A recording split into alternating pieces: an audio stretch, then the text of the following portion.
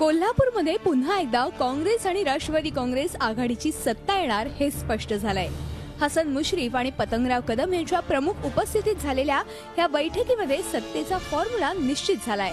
त्यानुसार सर्वाधिक 27 जागा मिळवणाऱ्या काँग्रेसचा महापौर तर राष्ट्रवादीचा उपमहापौर असेल।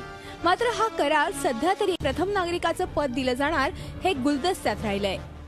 काँग्रेस आणि राष्ट्रवादीची आघाडी होणार आहे आणि काँग्रेसचा मेयर होईल, त्यांचा उपमेयर होईल, अशा प्रकारचा आम्ही निर्णय घेतलेला आहे। पुढे दैनंदिन त्या काही चर्चा होतील ते मुश्रीफ आणि बंटी पाटील करतील।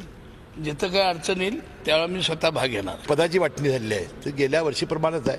थोडं त्यांचं म्हणणं होतं की वा आमचे सदस्य जास्त आले, तुमचे कमी आलेत, तुम्हाला सगळ्यांना संधी मिळून आमचे काही सदस्य राहतात, त्याप्रमाणे आपण चर्चा करून आपण निर्णय घेऊ। पहिलं महापौर पद हे काँग्रेसचं, उपमहापौर आमचं, स्टँडिंग पहिलं वर्ष आमचं होईल।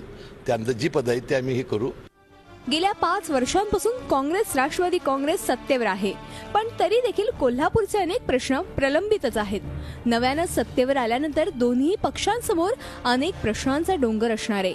त्यात प्रामुख्यानं आर्थिक कचाट्यात अडकलेल्या महापालिकेला बाहेर काढणं महत्त्वाचं आव्हान असेल। रखडलेली हद्द वाढ करावी लागणार आहे। त्याचबरोबर कोल्हापूरकरांच्या जिव्हाळ्याचा प्रश्न असलेल्या टोलबाबत पाठपुरावा करून टोल रद्द करण्याची घोषणा प्रत्यक्षात अंमलात आणावी लागेल। यासह अनेक आव्हानं आघाडीसमोर असणार आहेत।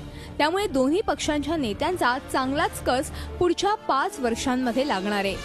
प्रताप नाईकसह bureau report, Zee media, Kolhapur.